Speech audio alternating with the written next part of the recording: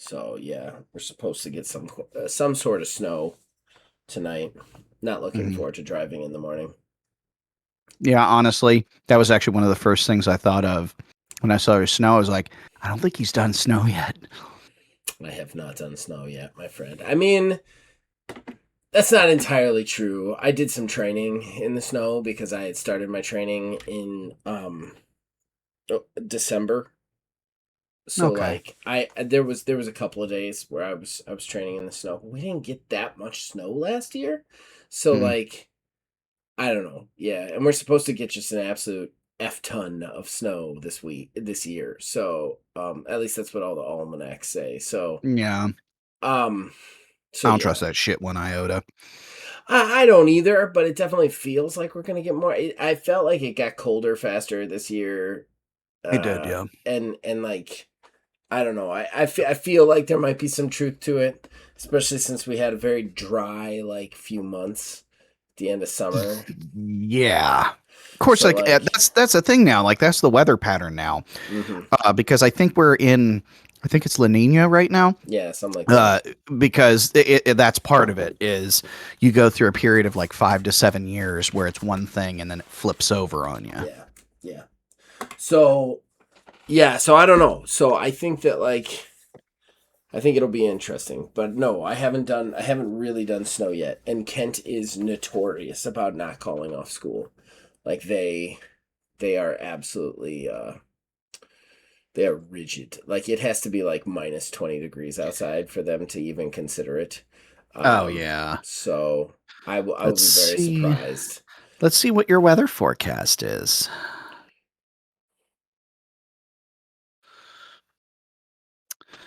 Apparently you're snowing right now. Oh, it might be. I mean, it's dark here, so I can't tell. That's fair. Yeah, it I gets think dark at like 2. I Time to get your fix.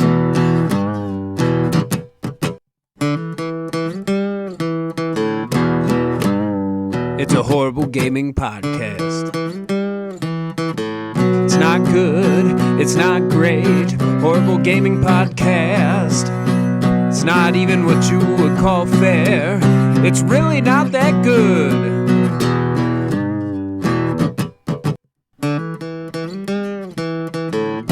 Horrible Gaming Podcast.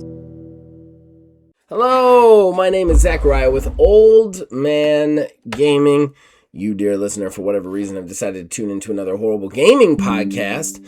I'm not alone. Usually, I'm never alone. With me is Neil, aka Tiny Wizard. ha ha ha, and we're here doing another show, doing another episode, doing and I'm gonna be honest with you guys. I'm blind. I'm blind. I don't know what this I'm episode is also gonna be just about. blind. Just blind. Neil, we were having a hard time picking a subject, and then Neil said, I've got a subject, but one of us needs to be completely blind to it, so he won't tell me what it is. So I just want you all to know that if this show is bad, it's all his fault. That's fair. Yeah. Yeah. I don't know. I feel like this would be an interesting topic to go in blind to. So we'll get into it here in a bit. Yeah, we will. So whatever that is, we'll find out. Hopefully it's not too negative. But before we get into it, we've got to thank the people that make this possible. Behind our ugly mugs, you're seeing a custom graphic that was provided by Mr. Mark Bell. We thank him for that. And of course, the theme song for this show and all the shows here at Old Man Gaming is provided by the man who makes the music, my brother Nick Van Sliders. We thank him for that. And then, as usual, we'll be right back with everybody's favorite fan interaction. Horrible Gaming Podcast. All right, ladies and gentlemen, it brings us to our first segment, our most important segment. That's fan interaction. That's where we, the co-hosts, talk to you guys, the fans. We answer your questions everywhere we get them. I'm going to say this right at the top here. William Owen does not have a comment on last week's episode, which means most likely YouTube deleted whatever comment he made. Will, I'm sorry. I can't find it anywhere. If you made one, my apologies to you, sir. So yeah. But we're going to read the comments I do have. So let's get into it. First, we have Seatown Avenger. There are no consoles anymore. They are living room entertainment PCs. I have said this since you could start screaming Netflix on them. He meant streaming. He makes that correction a second later. And, I'm not arguing that necessarily. I think that, I think there's a little bit of a disconnect. Yes, you could stream Netflix on them, but I think that the OS and how the consoles worked back in the day was still a little bit different than what we're seeing now, which is much more a PC that just plugs into your TV. And I think that we're at a point where I believe the Netflix was the beginning of that transformation to where it was just basically a PC in your living room. I think it's much more it just is a PC in your living room. I think there could be some distinctions still in the Xbox 360 and even Xbox One era between those consoles and a PC. But I think we're past that point now. I would actually even argue that the original Xbox was the very first PC that ran because if I'm remembering correctly, it ran a pared down version of Windows 2000, yeah. I think it was. Yeah. I mean, the reason it's called the Xbox is because of the DirectX inclusion in it. Mm-hmm. So, I mean, at that point, that was the first step in all of that really starting to come to be. But yeah, everything basically is a PC now. It's funny that Microsoft has adopted this is an Xbox moniker when they're just explicitly saying the thing that's already been true. Right. And calling it marketing. I would argue this. While the specs and the way the systems worked were very similar, you couldn't, without a lot of work, just take an Xbox and do what you do on a PC with it. Oh, of course. It was a console in the way that it was still dedicated to gaming. I think that it's still remained that way in a lot of ways. Could I go upstairs and take my Xbox, my Xbox One and probably do everything a PC can do? Sure.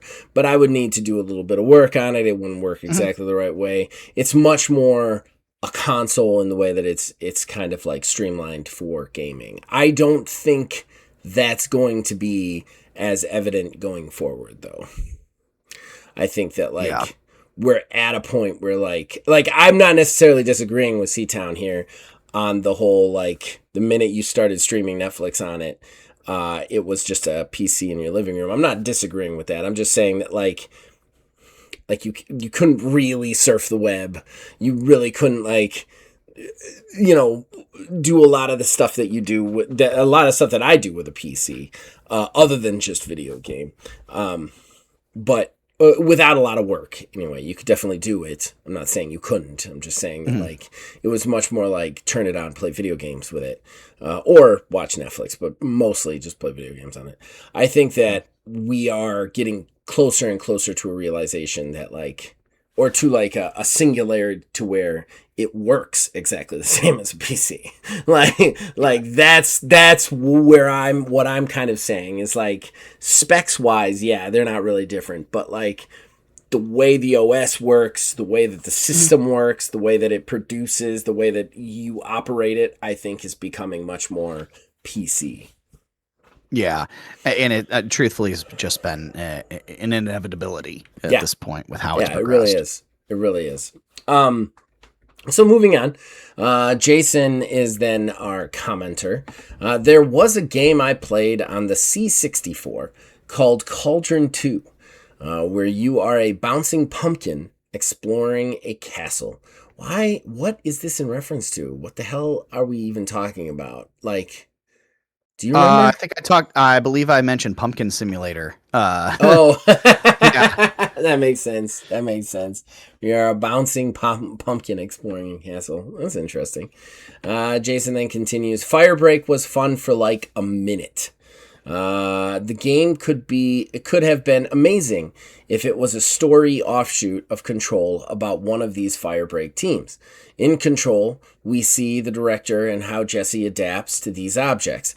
Seeing a nobody noob who has to adapt to technology based on his world and fit in as another expendable FBC teammate would have been a cool concept. I completely agree with this. And this is another one of those situations where, like, I don't even think that the multiplayer aspect of this game was the wrong way to go. I think a team of it is cool. It's just, from what I understand, it was much more like boring because of it. You know what I mean? Like, there was less story to it. There was less narrative to it. Yeah, I think Remedy, like, these companies that specifically do narrative games, keep trying to like lean into multiplayer experiences. Like, that's where the money is. And, you know, I know we're a small channel, but we keep saying, like, that's not where the money is. The money is only there for the games that already get the money from that. It's not, it is a limited fan base. Like, you have to take players away from somewhere else. It is not an easy payday. And I think that's a big problem here, is a lot of people are like, well, to supplement our narrative games, we'll do these narrative things to make money. That's not how it works. And your strong suit, honestly, as a company, is a narrative-focused game. Stick with the narrative-focused games, you know? I don't think there's not a market for that. I'm very glad that, well, I guess glad is the wrong word to use here, but I guess it's kind of a good thing that some of these companies started to realize, like, they're just trend chasing. When you had, what's it called? Naughty Dog had their Last of Us multiplayer game that got canceled. You know, all these other projects that are just like, hey, we're just doing a multiplayer thing. We've never done that before, but here we are. And unfortunately, a lot of the times they try to force it into a live service box on top of that, which is not necessarily the move in all cases. But overall, yeah, it's kind of refreshing to see people realize like they should stick with what they're good at, because there's a difference between taking a risk in that you want to create something new and taking a risk in branching out into a different thing, because one is a lot less safe than the other. Yeah, I think that like it's tricky, right? Because you take a company that's like a purely multiplayer company, or a company that does multiplayer games on the regular, you're not necessarily saying, oh, that's a crappy game. I think it really comes down to, we can see when it's just somebody trying to cash a paycheck. And I think that's the problem. Like, I think Suicide Squad was a paycheck. I think the same with this FBC Firebreak was an attempt at a paycheck. And when you just try and make something for a paycheck, it's just not going to come out good. I don't think that a narrative company can't lean into a multiplayer game. I think that has worked in the past with success. I think the issue is, when you decide to do that multiplayer game, you have to put yourself into it. You can't just be like, well, we're going to do one and it'll get some loot boxes and some battle pass money for us.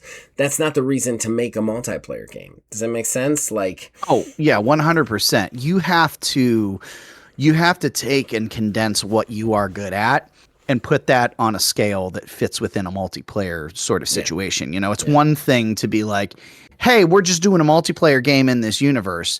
That's like, that's just a cash grab. Right. But if you can find a way to like twist your own story into thing, right.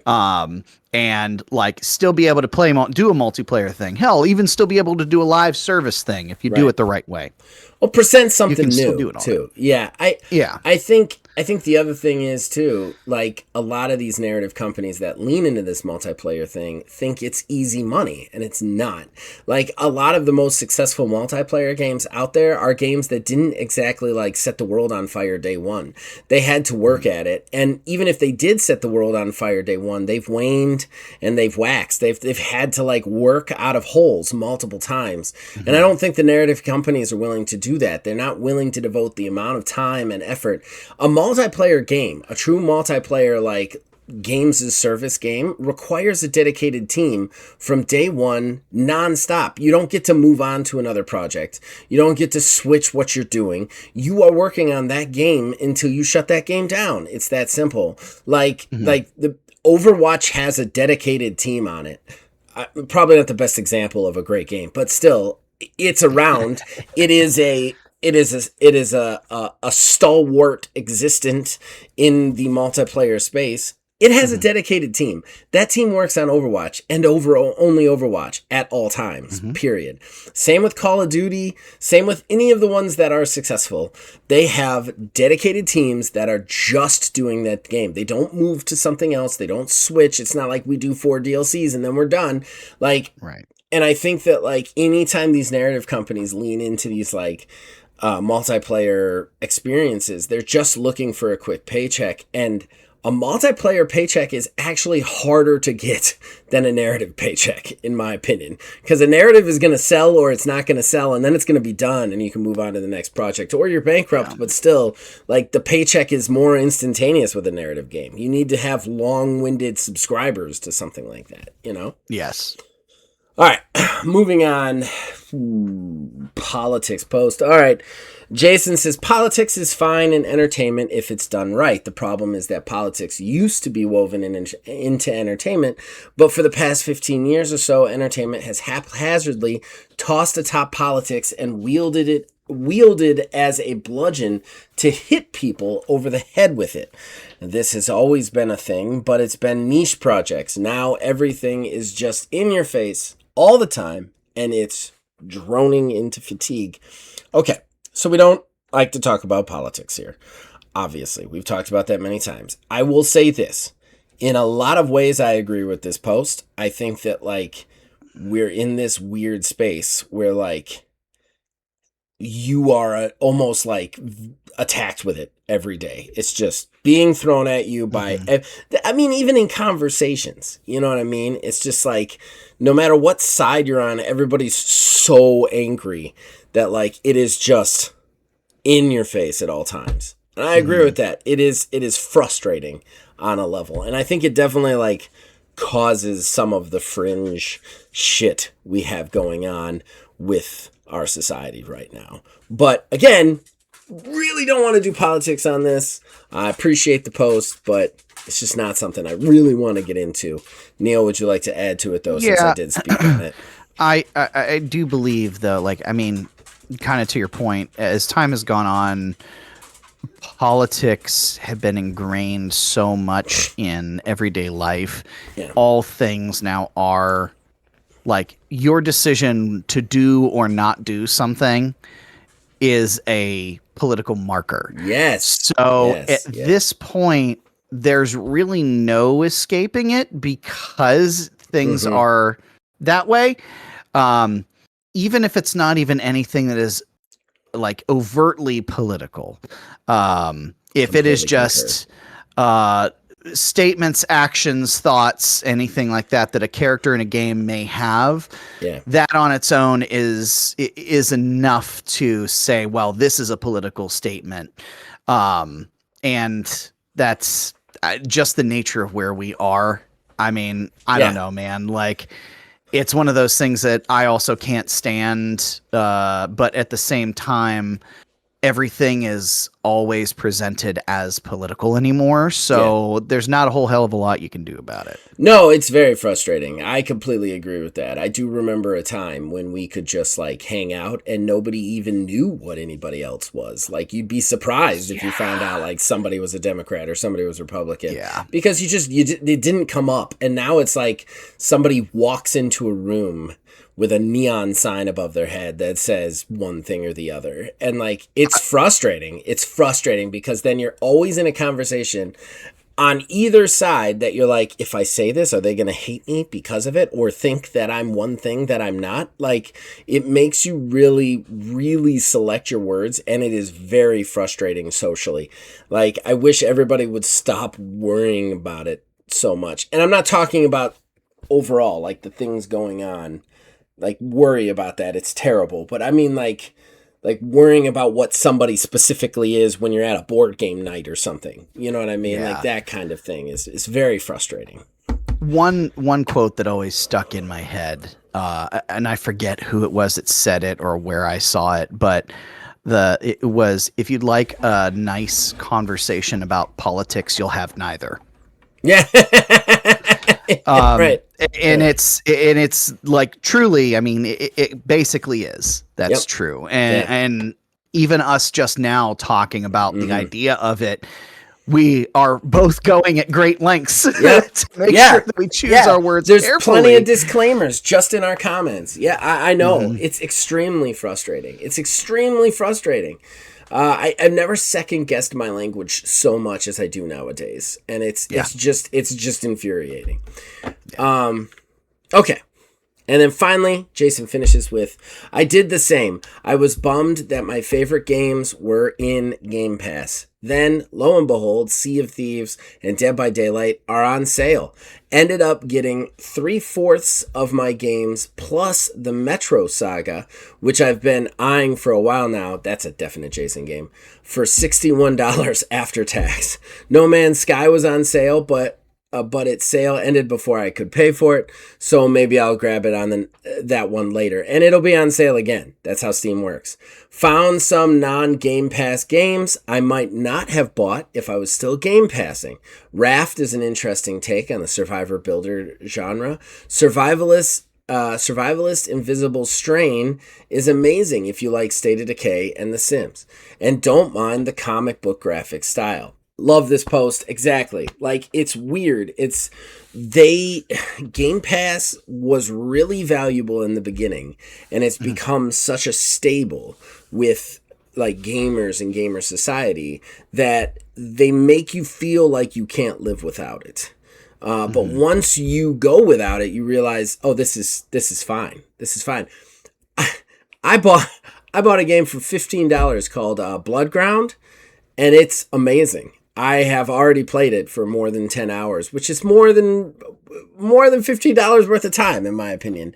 And I am planning on playing it. I think about playing it all the time. It's this weird, mix of like turn-based strategy, like Baldur's Gate style, and Darkest Dungeon, but it's based about fantasy gladiators.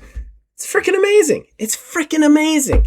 And like, I would have never tried that because of Game Pass. And I think that like, once you get outside that Game Pass mentality and we get back to buying games and looking at game prices, I think we're going to realize that Game Pass is not the value that it once was. And maybe even when it once was, it probably wasn't as good as we thought it was. We just felt like it was at the time, you know?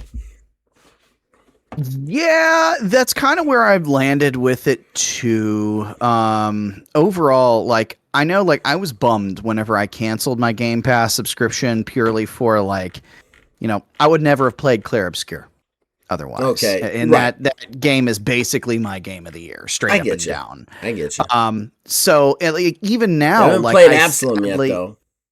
Say what? You haven't played Absalom yet. No. Well, we tried. Fun fact, here's a little hint. It kind of is the impetus of the topic of conversation. Oh, no. So this will be interesting. But anyways, yeah, as it stands now, I used to enjoy Game Pass because I knew I wasn't going to have to, quote unquote, shell out money for a game because I paid so much a month and I had access to all this stuff. I could go back through a back catalog, play whatever I wanted to play, start a new game, you know, find something that may appeal to me. Or whenever a new game was coming out, it's like, oh man, I can't wait for this date because I can just preload and start playing the game.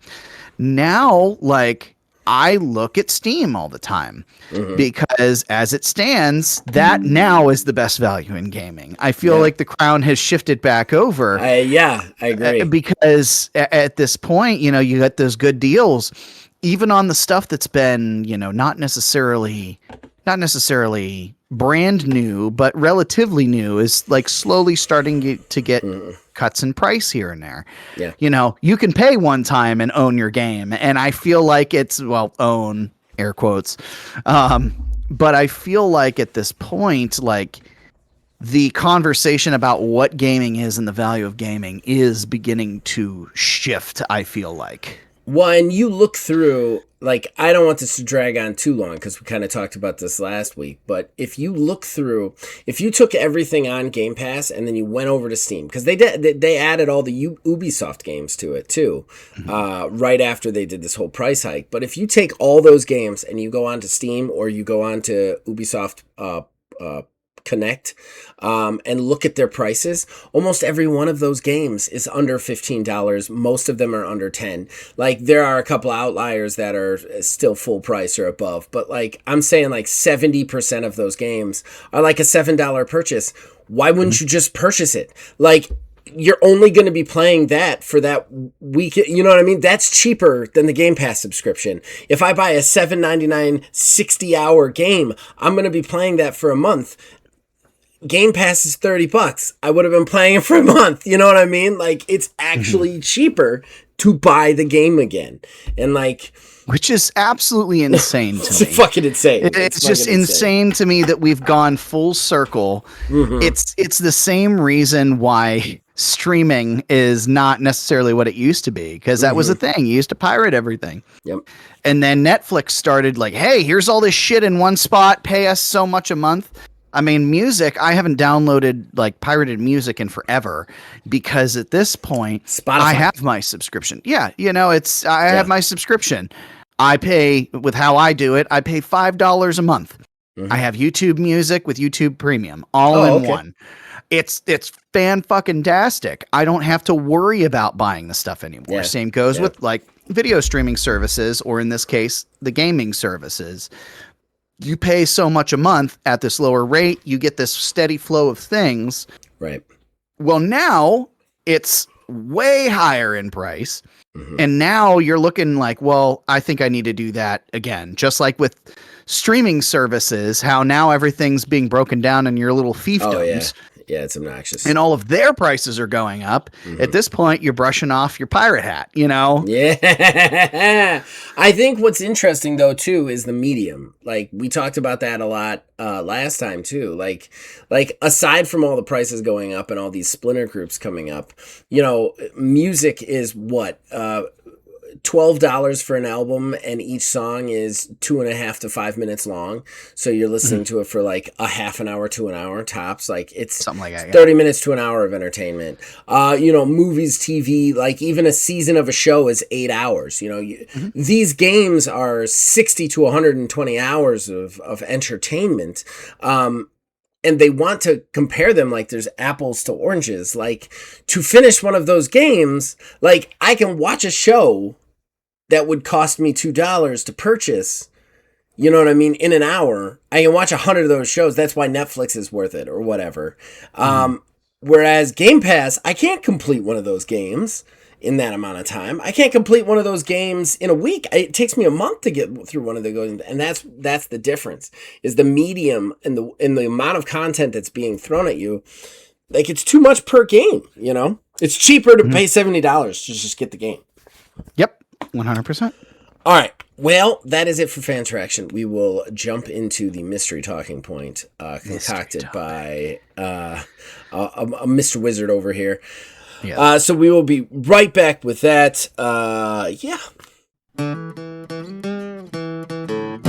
Horrible Gaming Podcast.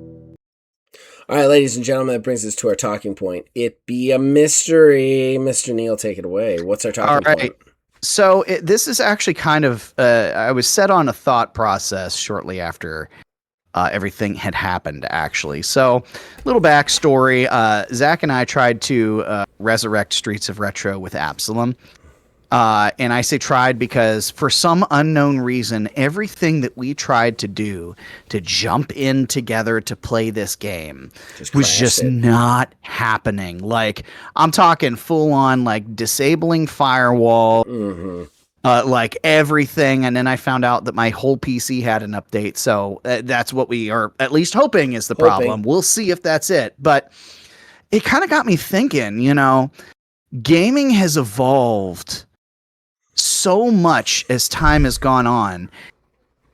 It made me wonder, is gaming overall, in the grand scheme of things, too complicated anymore? Ooh. Because think Interesting about it. topic. Think about it. So back in the day, you used to just buy a console with a cartridge, you slap it in there, you power it on, hey, game works. Well, then online rolled out. Okay, cool. Well, you got friend codes and all that good stuff and, gamer tags and everything like that to try to play online. And then inevitably there's always one person who can't get on. And then you take a look and say, their network is restricted. Oh, well, now we got to figure that out here. And then, I want to get into PC gaming. Well, have you ever built a PC before? Do you know everything about that? Here's all these YouTube videos. And by the way, make sure when you build this thing, you have a pathway forward to go through to do everything. Or even in our case, just a simple, what should just be simple, jump into a game together doesn't work. And everyone's updated. The amount of times that BG3, when we've tried to do that, just randomly decided to just not work anymore. Don't even get us started on Halo.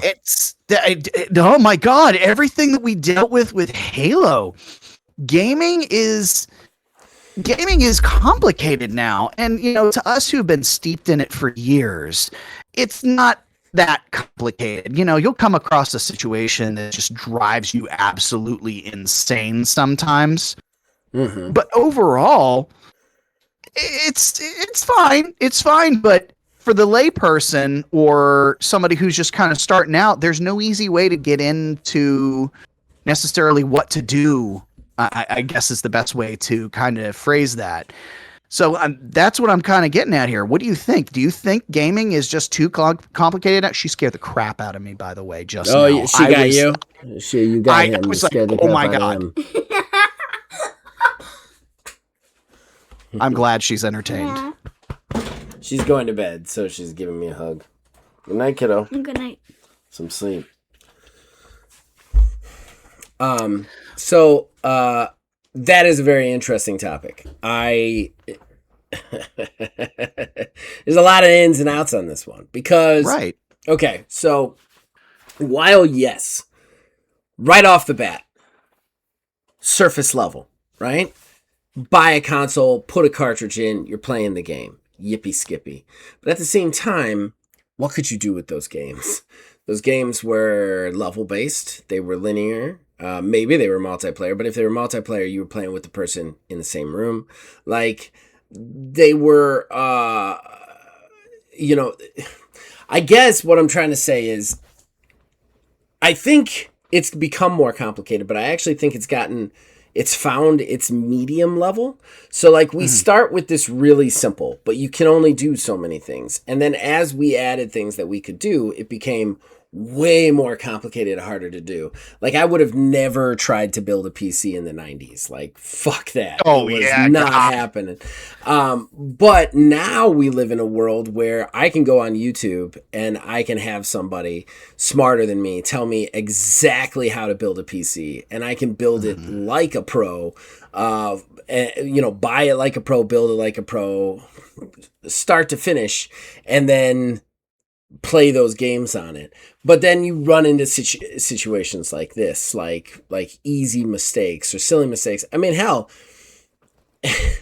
that whole solid state debacle that I was having problems with for a really long time because I only had one drive port for it. And I couldn't figure out what I needed to do to, like, jump it to the next drive. I think that, like, there is an argument for it becoming too complicated. And it's especially interesting now when we're talking about how games are basically becoming PC. Like, the consoles don't really exist anymore, in my opinion. They're definitely not going to exist going forward. PlayStation 6 is going to be a console and will probably be our last PlayStation. I think that, like, Xbox, same thing. The next thing that comes out is just going to be a tower for your TV. I think that, like, that's really interesting because does that mean that it eliminates the casual gamer fan? Because as easy as I will say it was to build my PC, Phil still came over and it took us all day. And as easy as it was to build my daughter's PC, Phil still came over and it still took us a good couple of hours to do it. I think that, like, it's still tricky. Like, only recently I've really learned how to mess with my BIOS on my computer, and like it's stuff like that it's a slow process of learning. And I'll say this: after having a PC, I was very happy with it, and I love my PC. But there's also a feeling of being in over your head the entire time, of like. Of like, I have this PC, but if anything goes wrong with it, I don't know how to do anything, you know? And that comes up with the SSD. Like, when I got the newer SSD, I only had one SSD port. I have no fucking idea what to do from there. Same thing when it was switching to Windows 11, and it kept telling me, hey, when you switch to Windows 11, everything's going to break. How do I, 44-year-old stupid white dude, fix this? You know, and then you find out that the fixes are simple, but you still have this feeling of like jumping into the deep end of a pool without a life vest and just hoping you know how to swim. Yeah, yeah. Even things that are like starting to come out now, like I mean, even with my Steam Deck. The Steam Deck, now that I actually have it running on the TV with my dock and everything too, depending on what I play sometimes, I have to change those display settings going between handheld and physically up on the TV, because otherwise that Steam Deck's going to sound like a helicopter getting ready to take off, you know? Yeah. You've got the Xbox, the ROG Ally Xbox, whatever the hell terrible naming convention they have on it there too. It's running Windows, but also has this other UI over top of it. I mean, honestly, same with the Steam Deck. I still have never even attempted to look at desktop mode on the Steam Deck, just because I'm horrified that I don't know anything. I don't know anything about a Linux operating system. Right. So I'm completely out of my depth. I don't want to mess with anything the wrong way. And there's a lot of that now.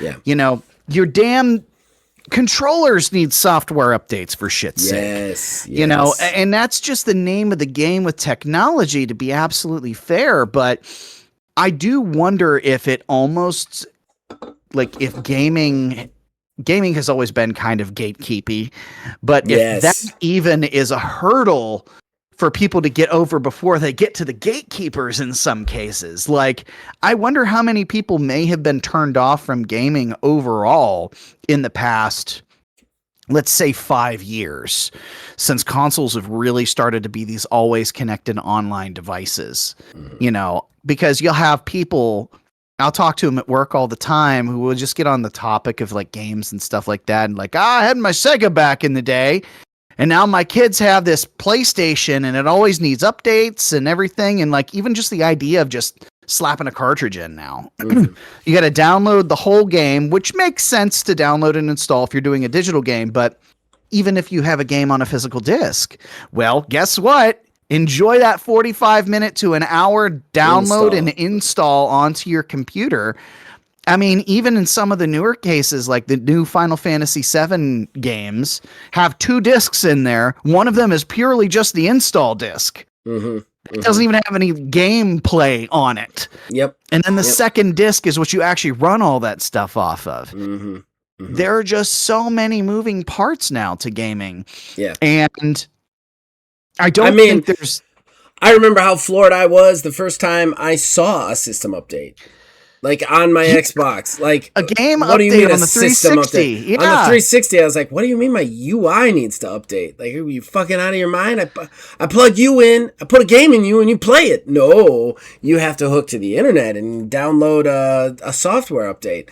Like, but at the same time, I got Xbox Live Arcade. So, like, I think that, like, there are trade-offs, right? Yeah. But it's tricky because there isn't really any truly casual console anymore. Like, I mean, I guess unless you consider those like retro, there's 2,000 games on your little thingy that you buy, emulator thing. But I think maybe the Switch might be the closest thing to that, because, but at the same time, it still needs updates and downloads. It still does need updates and downloads and everything. But to be absolutely fair, everybody dunks on Nintendo so hard because they don't have those, easy ways of doing things online. Mhm. They Yeah. have convoluted friend codes and everything like that. Mhm. That's their weird haphazard way of doing. I was reading an article the other day. It was like there are too many Nintendo apps because you need like 3 separate apps if you want to do parental controls and allow a child to play online with Nintendo, like and Oh, do it's voice crazy. chat. Like I've it is tried. Yeah, buck it's crazy. wild. Mhm. The fact that like Just they are getting even my kid overly to be able to complicating play stuff. Pokemon trading card. A Pokemon TCG Pocket was a fucking endless ordeal to get her on that.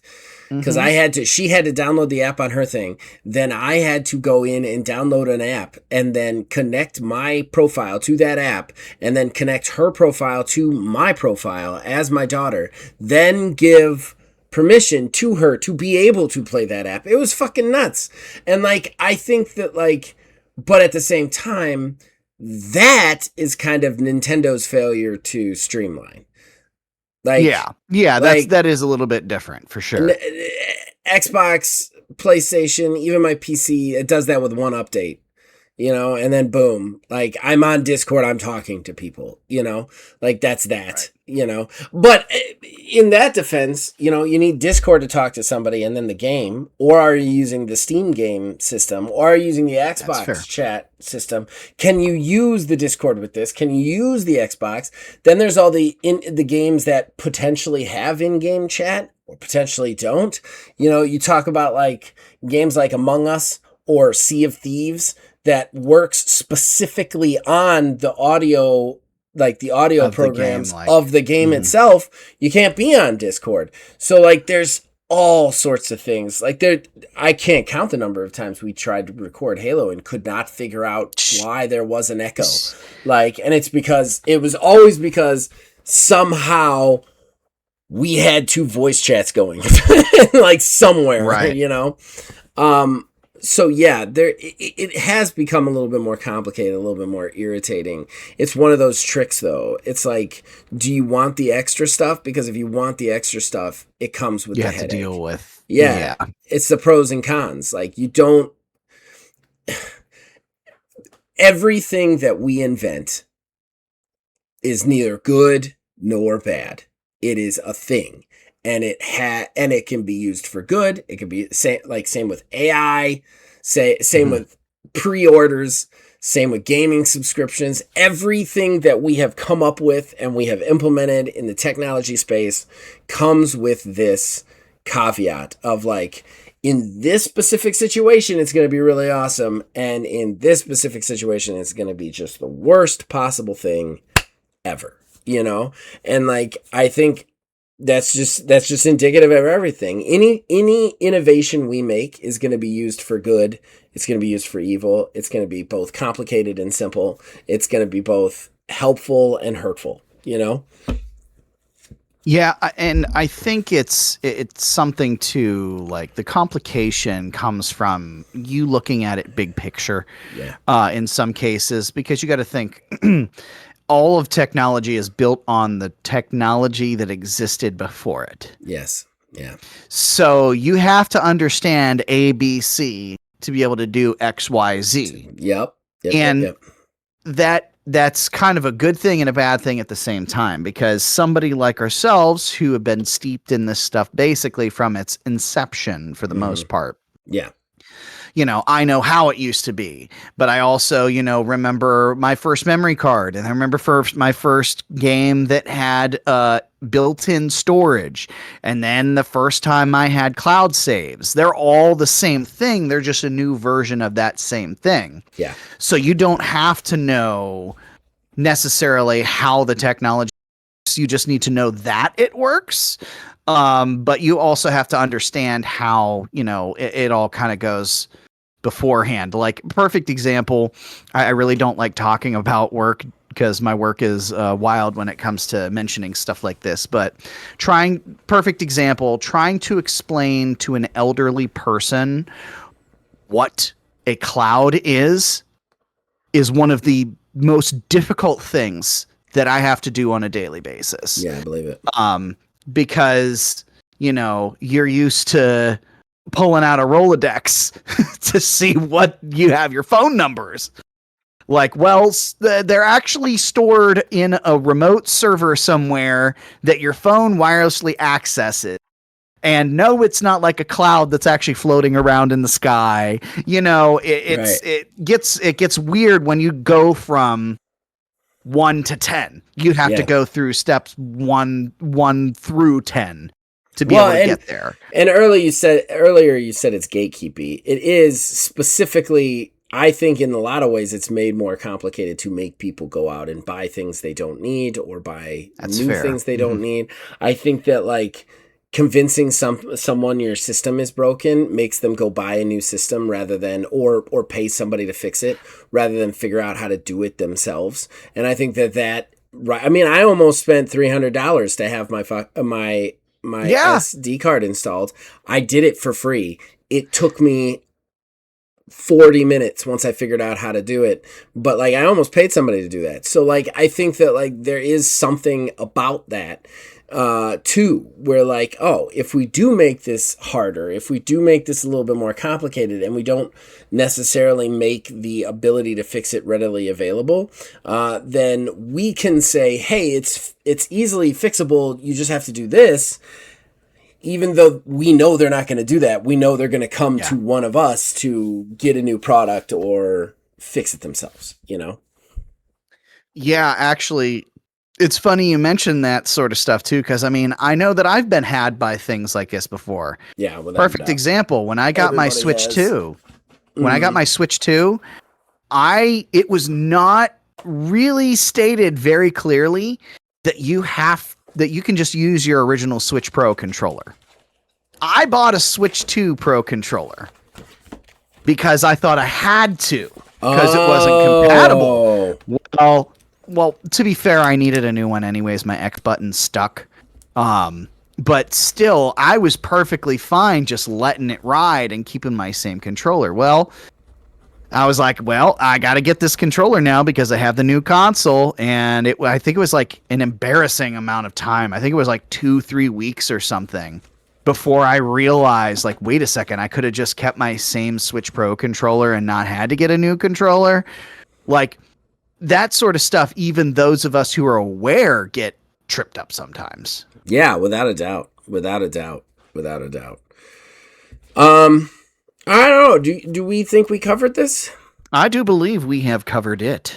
All right. Do you have news this week? Yeah. Right. Very, very light news, but some news. All right. Well, then we'll take a quick break. We'll go to news. We'll be right back with that, guys. Horrible Gaming Podcast. Hello! I don't know why I'm starting the show again in my brain. This is the Hello! This is the our third segment. News. Neil likes to collect news stories, stuff that we don't necessarily want to do. Thrown off now. And I am just in a so talking point. Now. It's not being helped by you continuing to talk during it. That's fair. Neil's going to talk about news stories. Go, Neil. Okay, so we got 3 lined up this week. Okay. So the first one I'm going to go with, it's kind of short, sweet here. Netflix is actually going to be getting a cooking reality show based on Overcooked. Oh, I heard about this. I'm sure they're going to do stuff like, like you're on a ship and it's shifting around, but... Yeah. I want to know if they're going to get into the fucking wild stuff. Like, all right, so there's 2 moving trucks, and you got to throw ingredients. I would watch the shit out of that. Yeah, I'm not going to lie. Bullshit out of that. Depending on how wild they get with it, I will definitely be checking it out. It is a very interesting prospect, honestly. Just that in itself. And I think that there are ones that you can come up with that are still pretty wild while still being pretty safe, you know? Yeah. Hell, just do it on the Wipeout stage or the American Gladiators stage, you know, or something like that. Why not? So one thing that did pass this past week here is N7 Day. N7 Day has come and went, and we were wondering if there was actually going to be any sort of major announcement, given all the fact of all the news that's going on with EA and the acquisition and BioWare's questionable future and everything.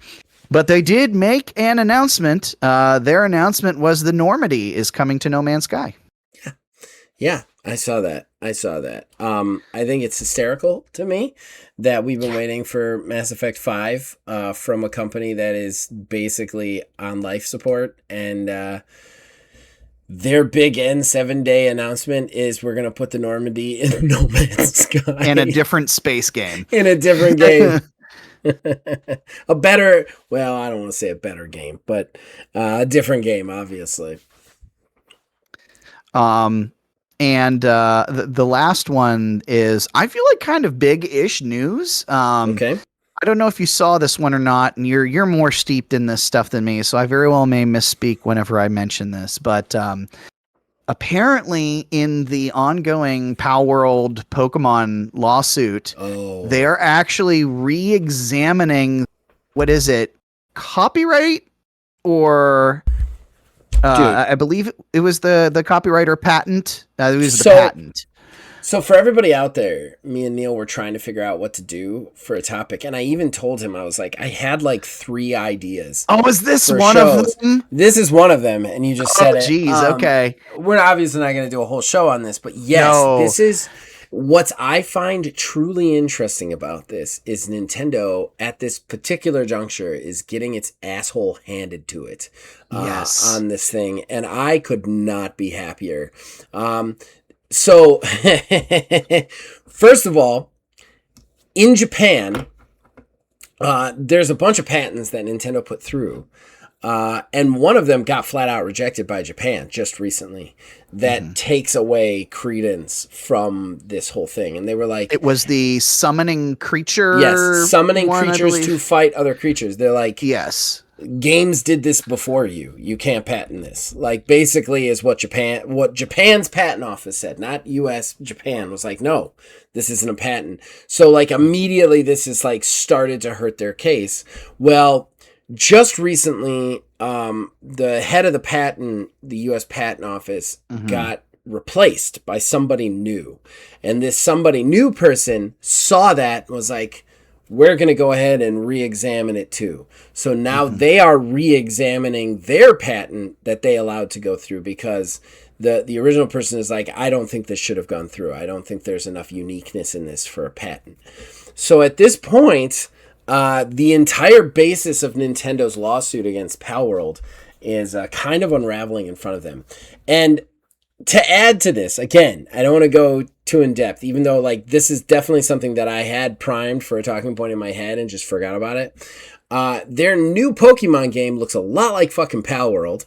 First of all, I don't know if you've seen it at all, but the Pokemon A to Z, the fights happen in real time.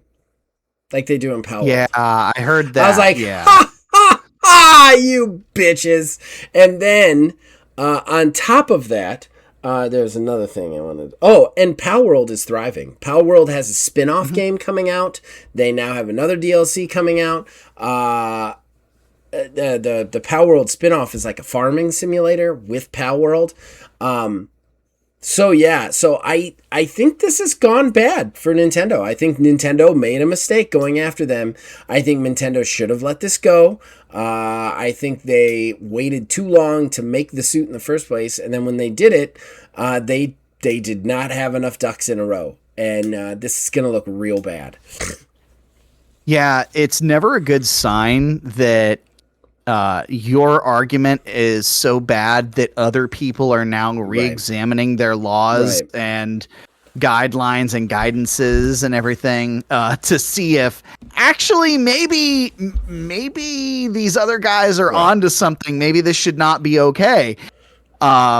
So yeah, I fully expect Nintendo to lose this, and it's going to be very interesting. I really do. The patent that Nintendo has directly based their lawsuit off of, which is like the weakening monsters to then capture them in Pokeballs or ball-like items, has not been overturned by anybody so far.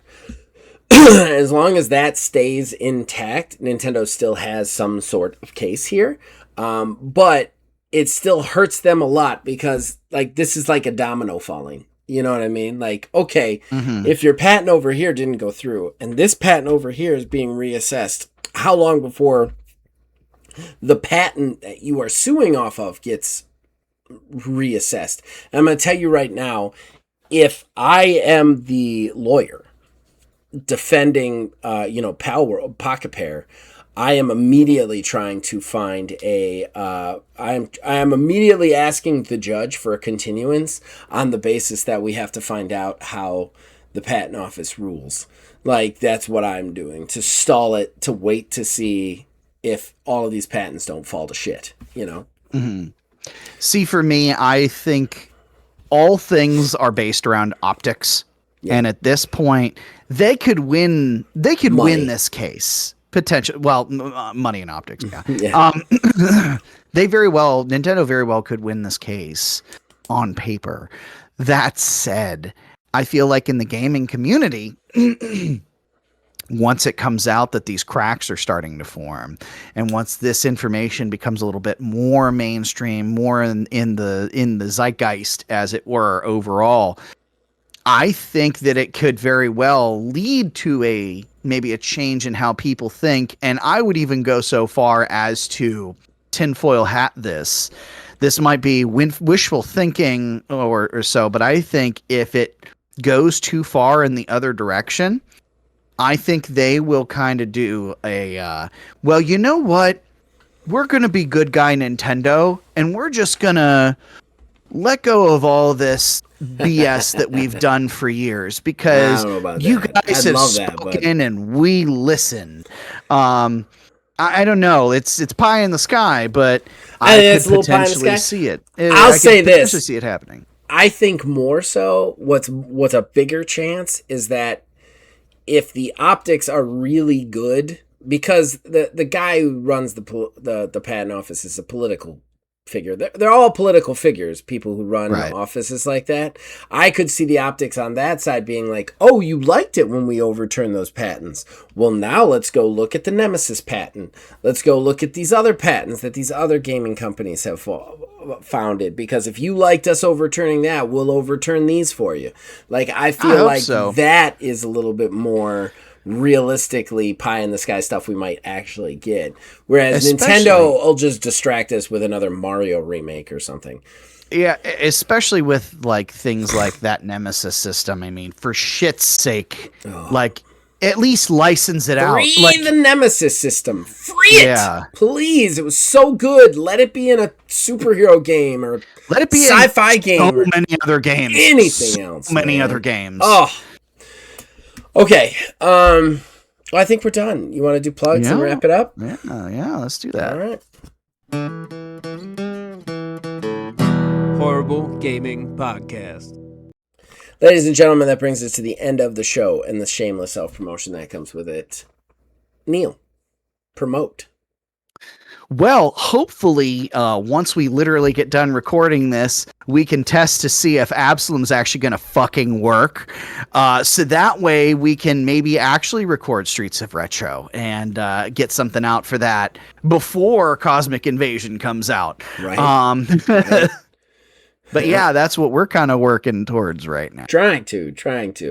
I'm not gonna lie, guys. He's not being hyperbolic. We spent an hour trying to play that game. It was absolutely insane. And like, it sucks because that's my game of the decade, and I was like, nothing could possibly be wrong with this game, and then we played it, and everything was wrong with it. Like, and I was like, well, you played it, then I played it, then you played it, then I played it. It was terrible. It was terrible. So that being said, we're going to try and get that out. We're definitely still going to do Cosmic Invasion. BGL 3 will come back once Kayla's schedule frees up and we're able to do that. On the TTRPG side, we've also got on the books our Session 0 for the next Ordo season. So we'll be looking at probably putting that out sometime in January, February, which is nice. And the Horrible Game Awards, I believe the 7th annual is coming soon to you guys. We have already started the process. Just to let everybody know out there, the cutoff for games to be nominated, should you wish to write in nominate, was November 4th. So anything after November 4th that is released must be considered next year for yearly stuff or whatever. That being said, if you want to nominate or write in a game, DM me, put it in Discord, whatever you want. I will consider it. I will put it on the nominations voting system. I can't promise it'll be in, but it will be considered just like any other nomination. As far as the committee goes, it has been selected. If you didn't make it this year and you were on last year, just remember, I like to rotate it so that we get a different group of people and a different group of mindsets every year. So just so you know, it doesn't mean you did anything wrong. It just means I rotated in some people and rotated out some people. That's all, because I can only have 10 on a direct message. And I think 10 is a good limit. Otherwise, we'd just be putting everybody in there. So that is coming soon. So watch out for that. Other than that, guys, if you want to be involved in this show, join our Discord. Link will be in the description below. We'll influence this and all of our shows. If you're a new person to the channel, because we've had this really weird surge of like subscribers lately. Really? Now that we're not doing that much content, for whatever reason, people have randomly been joining and watching a lot of stuff. Our last podcast got 31 views. Jesus. Yeah, it's very high for us. I don't know. If you are a new person to this channel, it's just me doing stuff. I do some reviews. I do stuff with Neil here. We do some shows. You can check it out. We also do some TTRPG stuff and podcasts. So feel free to peruse. We have something for you. And if you want us to read your comments in the fan interaction, just write them in on YouTube and we'll read them. Unless they're like, terrible. Don't be offensive or anything. But I'm pretty sure YouTube will cap you on that anyway. Other than that, as long as you guys keep watching and listening, we'll keep making them. See you guys next time.